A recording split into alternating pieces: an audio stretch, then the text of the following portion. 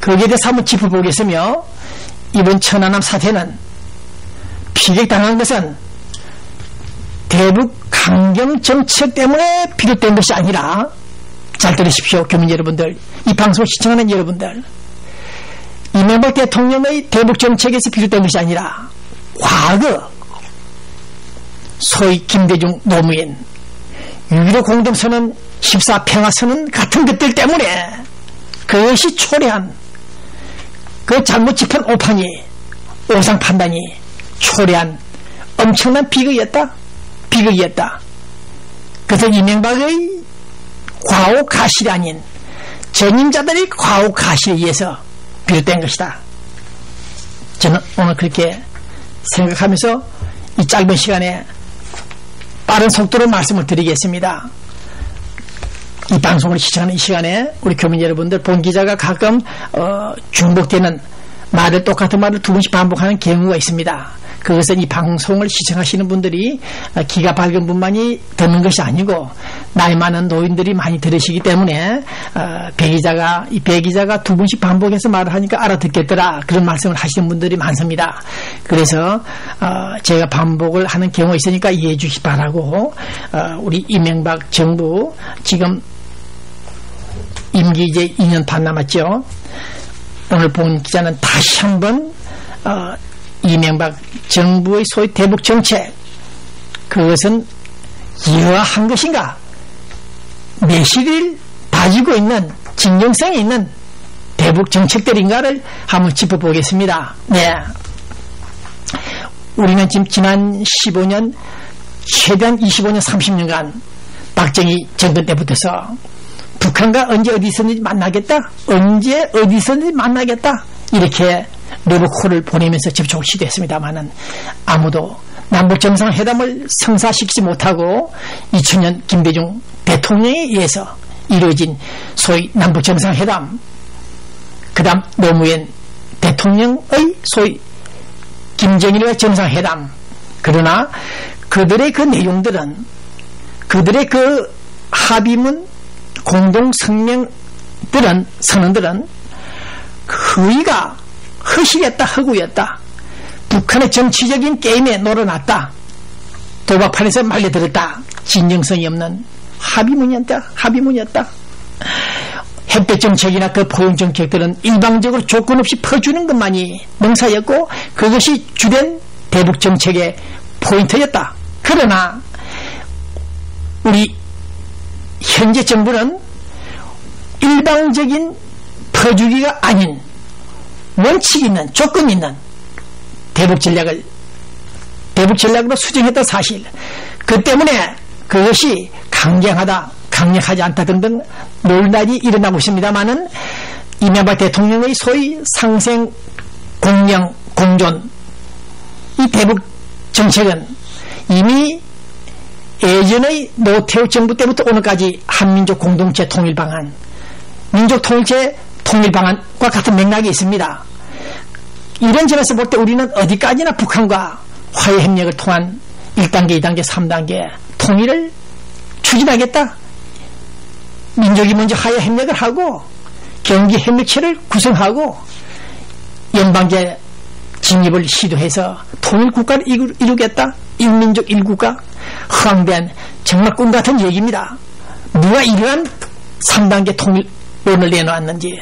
물론 그것은 김대중 대통령이 제야 시절부터 3단계 통일론을 내놓고 밀어붙인 오늘 이 결과는 결국 금강산에서 우리 관광객이 총살을 당하고 서해, 대청 등등에서 피해를 받고 천안함 사태까지 발생을 시킨 요인이 됐다. 이 점을 우리 정부 당국은 물론 이 방송 시청하는 우리 교민 여러분들께서 참조해 주시기 바랍니다. 그러한 정치적인 통합, 통일 과정은 국민 합의를 이루어야 된다. 즉 국회에서 논의가 돼야 된다. 이런 사실을 관가하고 추진했던 김대중 노무현 정부의 소위 대북 정책들이 결과적으로 오늘 이와 같은 허망된 허사가 되는 패전의 한반도 통일 문제가 막을 내리고 있다. 이 점을 정리해 볼 때 우리는 조건 있는 대북 정책, 다시 말해서 비핵 개방 3천. 잘 아시겠죠? 먼저 핵을 없애라. 핵이 없어야 된다. 그리고 점진적으로 사회가 개방하라.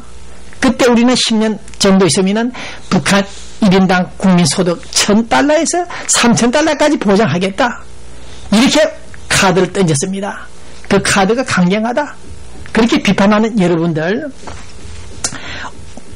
그것은 이명박 정부가 과거 정부와 같이 두 마리 토끼를 잡겠다는 전술과 같은 것입니다만은, 그러나 핵을 보유하고 있는 사람에게 다시 말해서 우리가 은행이나 뱅크에 가서 돈을 빌릴 때, 사채업체에 돈을 빌릴 때 호주머니에 권총이나 비수칼을 들고 돈을 빌려달라.